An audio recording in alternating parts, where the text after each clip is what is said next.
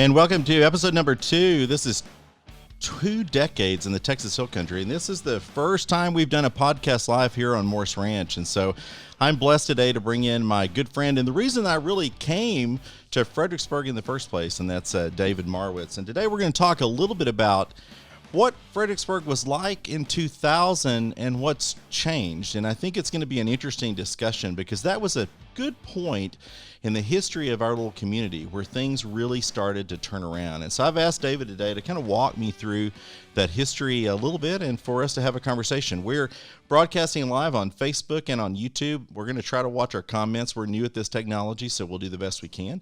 But at this time, I'd like to bring in David. And David, welcome to the podcast. Thank you, Dan. I appreciate you having me on today. Well, David, a couple things here. I remember when I bought the house here in Fredericksburg that the town was quite a bit different. And we used to get the dogs and we would walk downtown and walk on Main Street. And what I found is that things, it was a little sleepy German town. And I know that about 2 decades ago, things really started to change here in Fredericksburg. And we went from having just German bakeries to having a more progressive kind of bakery in town. We had a new gourmet restaurant. And I thought I'd start this kind of story with you because you're the one that actually kind of recruited me to the community. So what brought you to the Hill Country, and what are some of those things that you think still remain today? Well, it was a great place to live, a lot of amenities that people don't think about. What started Darlene and I going there was initially the antique stores. And Homestead had just opened up, and we went out there and looked at it. It had everything from antiques, primarily French, linens, all kinds of things. But what really got me out there more was Kerrville rotated with different bicycle clubs across Texas, an annual Easter Hill Country ride. And my friend Bobby Garish, who unfortunately no longer is with us, died a couple of years ago of lung cancer. It was a non-smoker, but had found this ride and invited me out. And Darlene and I came out, and the ride started on Fridays, and it was in Fredericksburg, and then the Saturday and Sunday rides were in Kerrville. Well, Bobby and another friend stayed in Kerrville in a tent. Darlene and I stayed in a bed and breakfast. And there was just something about the feeling in Fredericksburg that grabbed our attention then. And that first ride, I'll never forget. Bobby and I were always trying to get more mileage in. And so this was a 55-mile ride, and we wanted to get 70 miles. We'd never driven that far. And so we looked at the route and went up towards Harper, then came back on Tivydale Road. And I'll never forget this. We stopped for just a break on the hill on Tivydale Road, about 10 miles from where it intersects with 290. And the view from that hill out there, I thought, boy, isn't this great? Wouldn't it be nice to have this view all the time? We finished our 70-mile ride. Of course, we were exhausted. But starting then, we started going out to Fredericksburg more, and we realized there were more bed and breakfasts. And so each time we'd stay a day or two longer.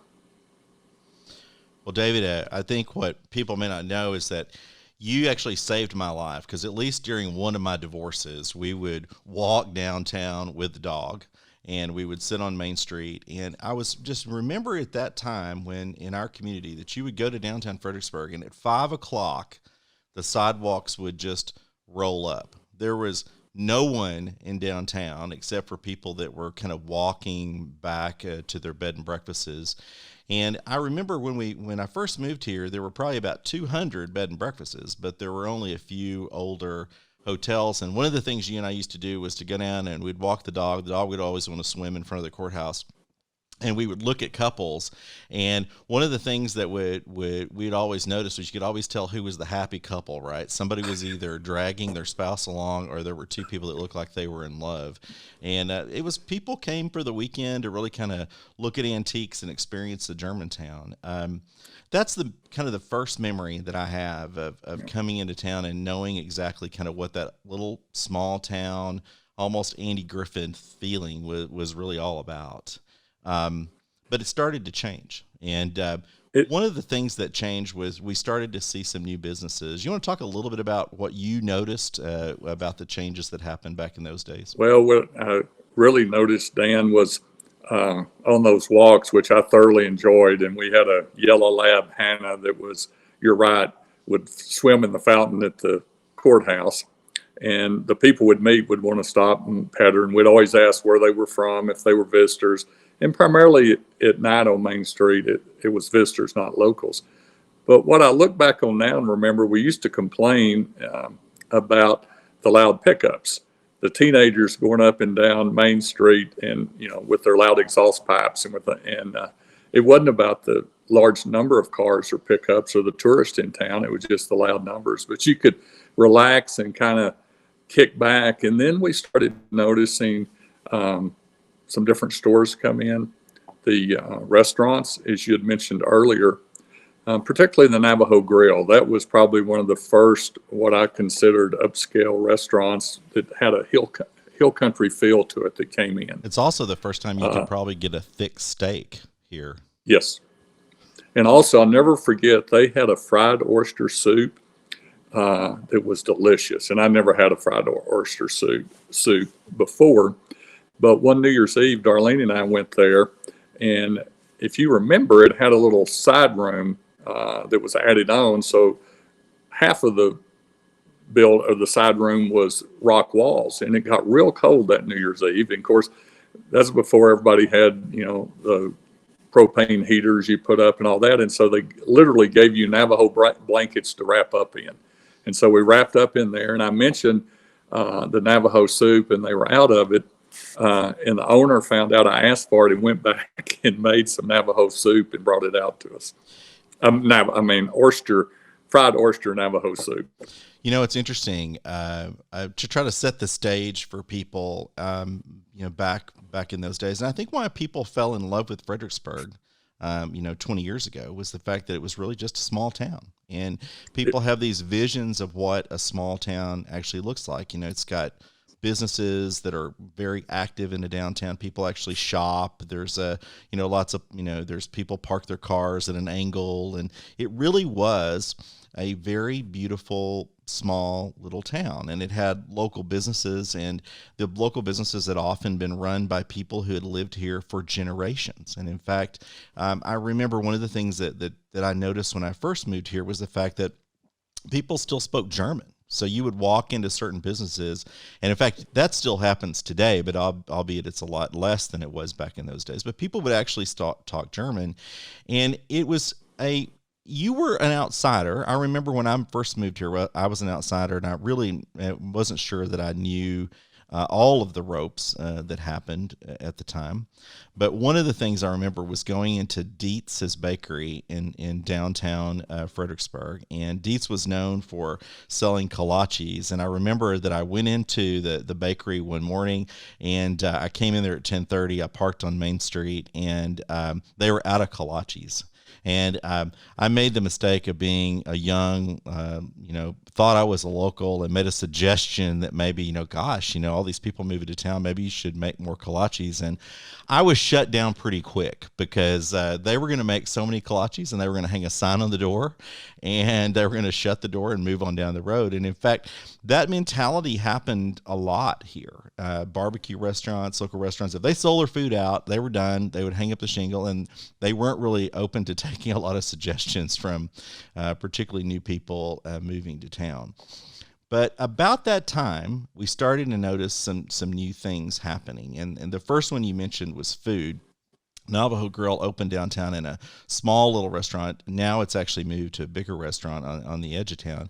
And we had a new bakery because unlike a lot of small towns in Texas, we probably had 4 bakeries when I first moved here in 2000, and all of them were old German bakeries. But you want to talk a little bit about the new progressive baker that moved to town and kind of shook things up in the baking industry here?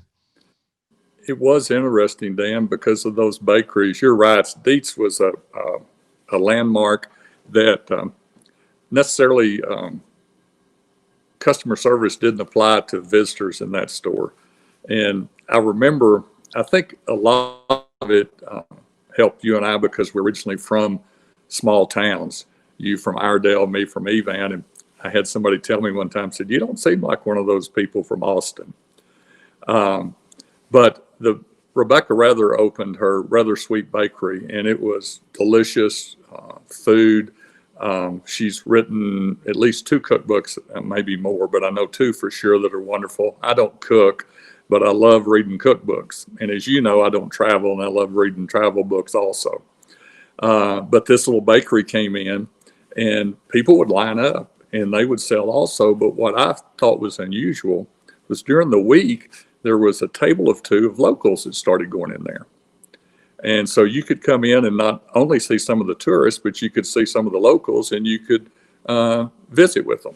Like Mr. Warner, who had the feed store, whose daughter was a physician, he was managing their practice. We'd visit about healthcare while I was waiting to get my muffins in the morning.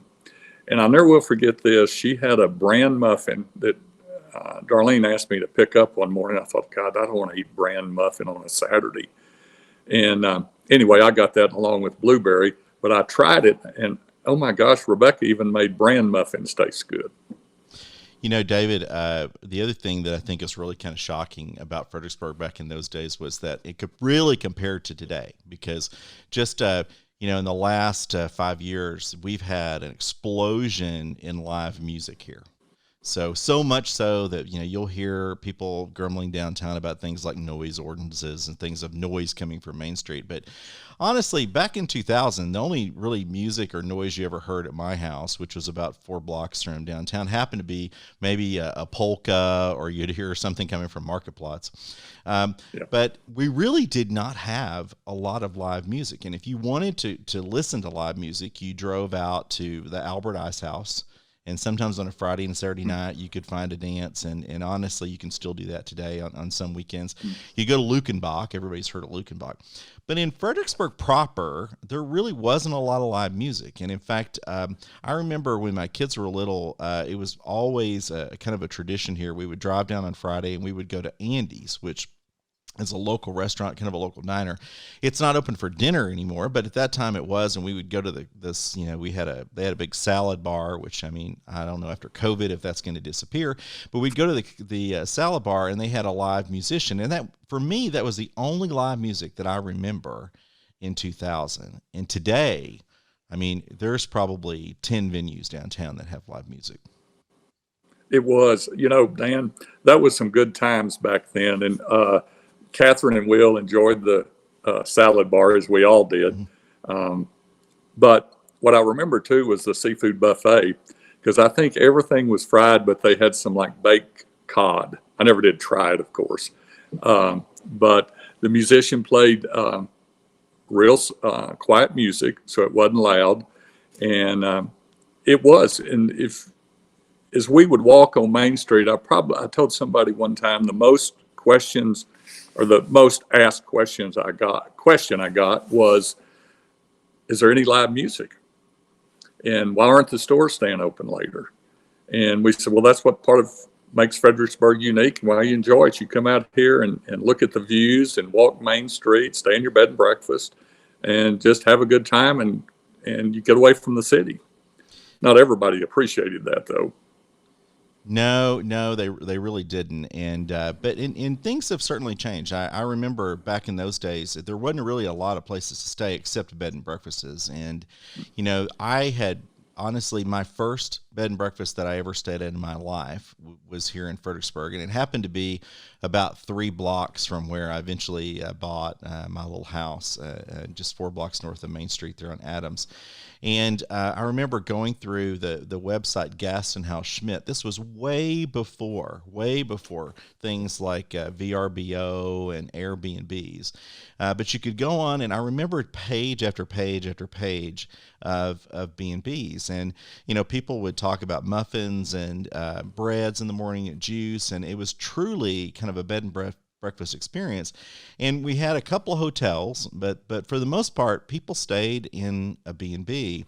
And about 2000, we also started to see kind of this onset of kind of not just local hotels anymore, but also some kind of mass chain hotels. And I remember thinking at the time, this could be the downfall, right? Because the bed and breakfasts were so great, and it really added a lot of kind of goodness about the community where people would come and visit. And what ended up happening is it just increased the number of visitors. I don't think it had any effect at all on the B&Bs. And in fact, I think we have just as many today as we had back then. Dan, you're right. We have even more.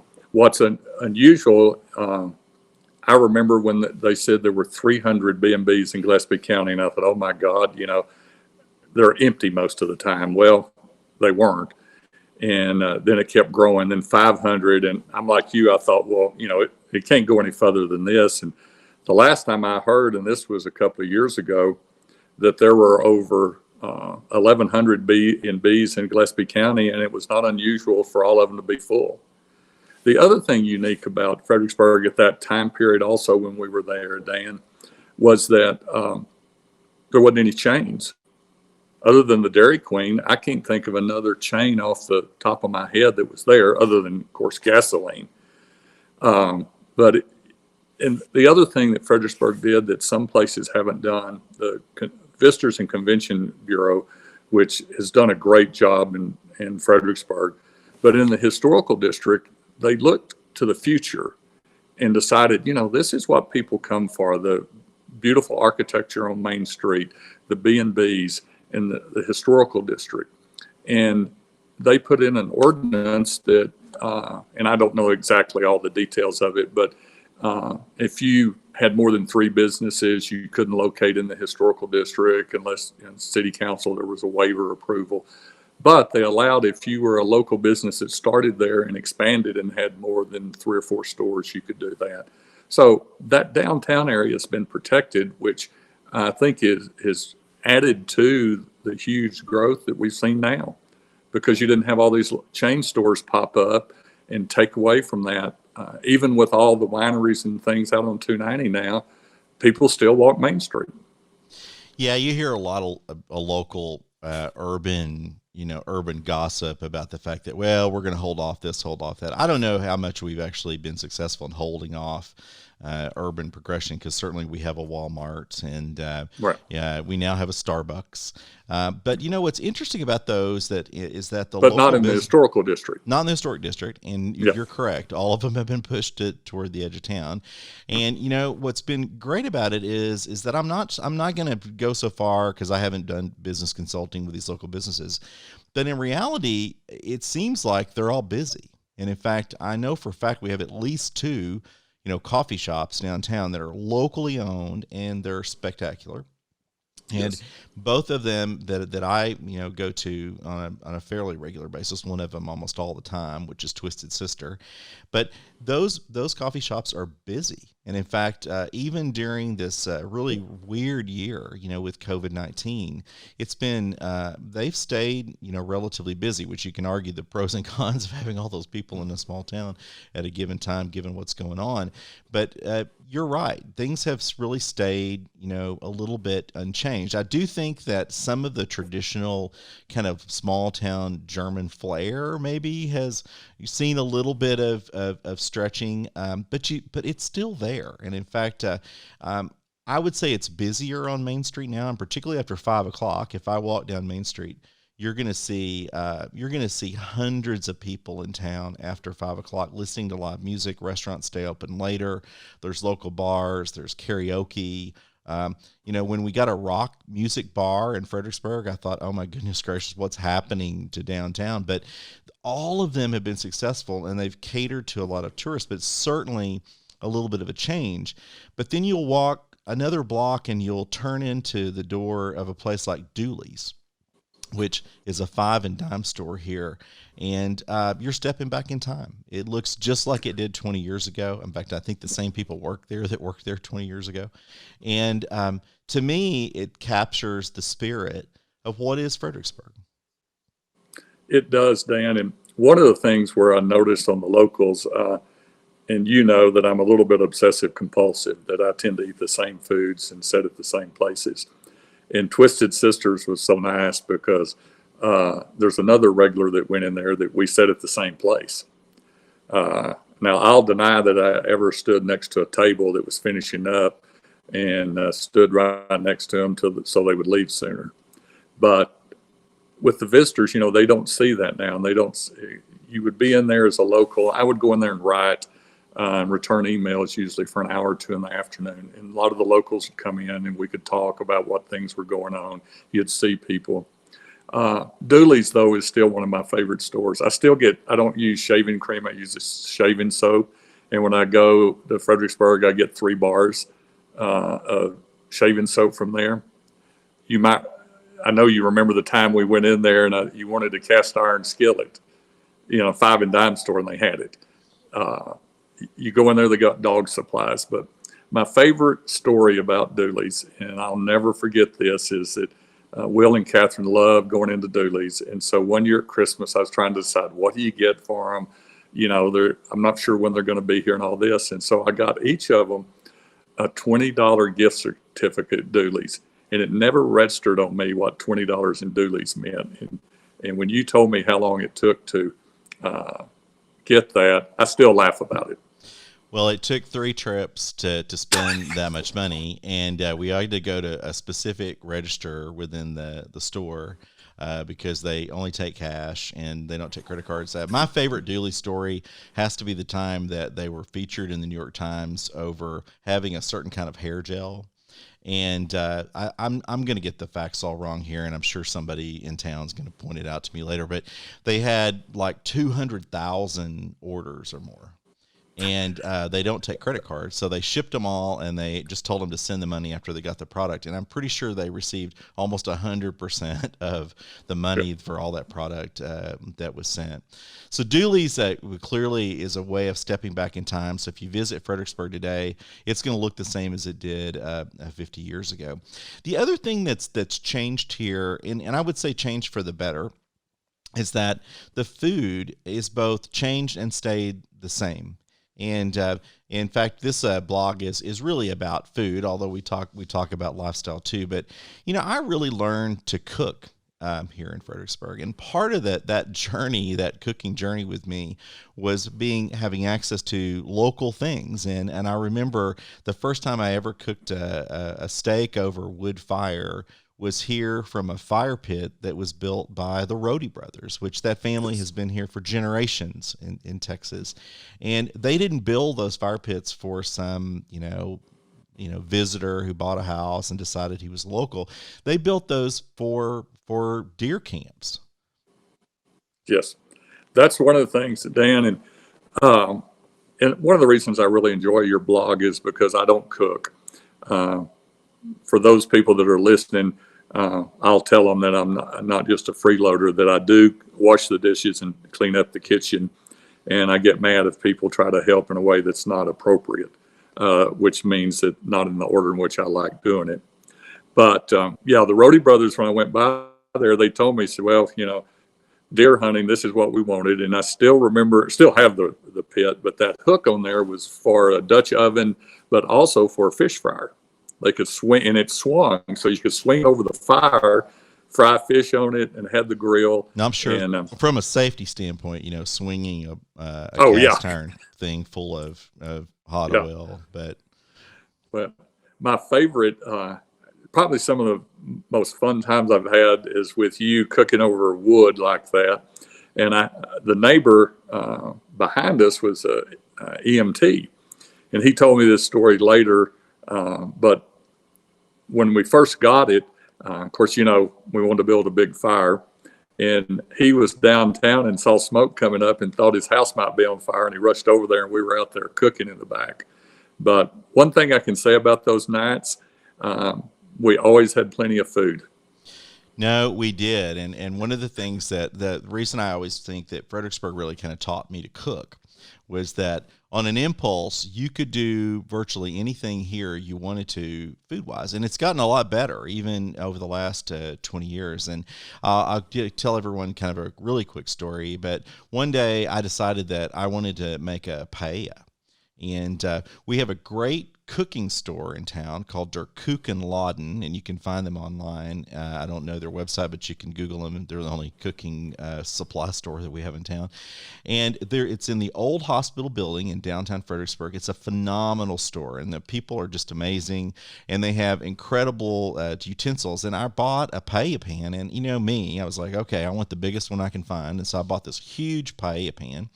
And the other thing we had going for us was a really kind of a radical change in HEB. So the HEB in Fredericksburg will rival anything that Central Market can bring. And I remember I found all the ingredients for the paella.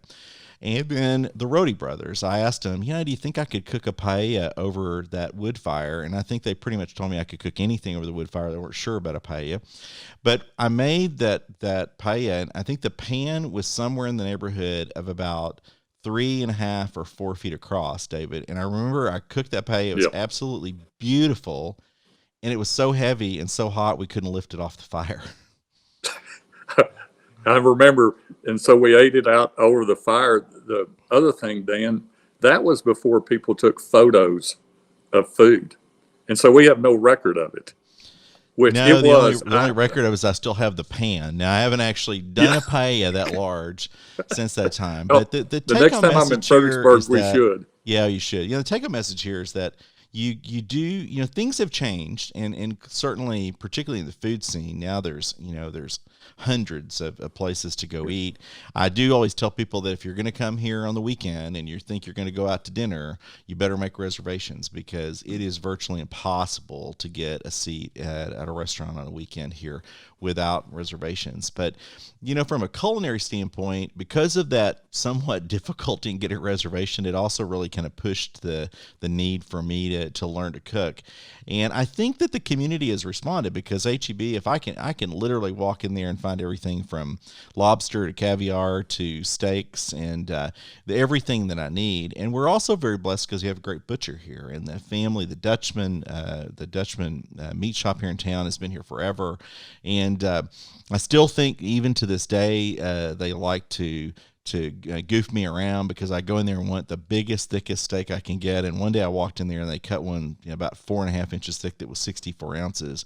And I just had to look at them and take it and say, you know what, I'm going to cook it. And I did. But we do have great ingredients, which really allows you to do a lot of hill country cooking. But at the same time, it's kind of based on some of the whole traditions. I mean, we had this whole story about cooking and about a paella, which is something that you can get in a big city, but we cooked it over a wood fire in a wood pit that was really built for a deer stand. David, we're about out of time, but I want to take a minute here. The other thing that really has changed, and I think probably has a fundamental kind of impact on our community, is wine. And I'm not going to do it justice here, but David, I want you to make a few comments. Back, 20 years ago, I'm a wine lover. You're not really a wine lover. Did you really think that it would be that level of impact on our community today? Dan, I couldn't even imagine, and still it's hard to imagine what really has happened in Fredericksburg.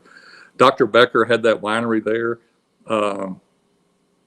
People said it was a good wine. We didn't go out there. It'd been there forever. Didn't think about it. To be honest, some people thought it was more of a write-off for him than really making wine, and we were wrong on that, of course. But no, to look out 290 right now, Dan, it's just hard to comprehend. And also, every month I thought, well, it can't grow anymore. It can't grow anymore. And then I got to looking, and it really makes sense of what happens. If you look at Fredericksburg, it's one of the most beautiful parts of Texas. It has things to do there. And so you're hour and a half, 2 hours from Austin, San Antonio, Dallas and Houston, half a day's drive. You've got places to stay, places to eat. And Texas is 27 million people, and probably they're within a day's drive at the most of 75% of 27 million people. So I don't see Fredericksburg going away. If anything, it probably expands more, because you can take a weekend, you can take a day, and you can come out there. But if you'd have told me that in 1999, we moved out there, I would have laughed off the street. Well, I would have to say it's not the first time we've been wrong about things in our Yeah. friendship. But I would agree with you. I never in a million years thought that we would have the influence that wine would have on the community and of our area. And I would have to say, it's been a positive influence. It certainly has driven a huge amount of tourism to the area. And I would just echo everything David said. And kind of just to wrap us up a little bit is that, things have changed over the last 2 decades. And there will be some people out there that are going to say, yeah, with all the crowds, things are a little bit different. But I'm going to argue that that's not true. I'm going to tell you what the real story here is, that it is still a small town. It does have a lot of tourists on the weekends, but there are pockets where you can walk into Fredericksburg and you can step back in time to 20 years, 30 years, 40 years ago. And if you drive out in the country and you head out on Tivydale Road, which is David did, and he started off that story, and you look out over the sunset, I'm going to tell you that sunset really hasn't changed in the last 50 years. And the reason that I moved here during that time and living out on here Morris Ranch, I will tell you, I tell people this all the time, that it's kind of a tradition that at sunset everybody walks outside and maybe has a glass of wine and watches the sunset. And that is the beauty of the Texas Hill Country. David, thanks for joining us on this episode number 2 of the podcast, talking about Dan, I had a great Fredericksburg time 20 years ago. and I appreciate the invitation. And I want to thank everybody that signed on, and I really appreciate the comments on Facebook. If you get a chance, you can go to the Chef Dano Facebook page and like that. I'd love to share some recipes and hear your stories. One of the things that's changing about the blog is that we're going to incorporate a lot of other people, because this is a story about people. It's not a story about me. And so we're going to go out and interview people and make sure that the stories get told about the Texas Hill Country and about the food and the lifestyle and the culture. And so people that get on the Facebook page and put your comments or send me a private or direct message, and we'll be happy to explore the things that are on your mind. And this podcast is also available on iTunes. So if you get a chance, you can subscribe on iTunes, and we would love to be able to share part of that story with you. So thanks for joining us for this episode number 2 of the Texas Hill Country and ChefDano.com.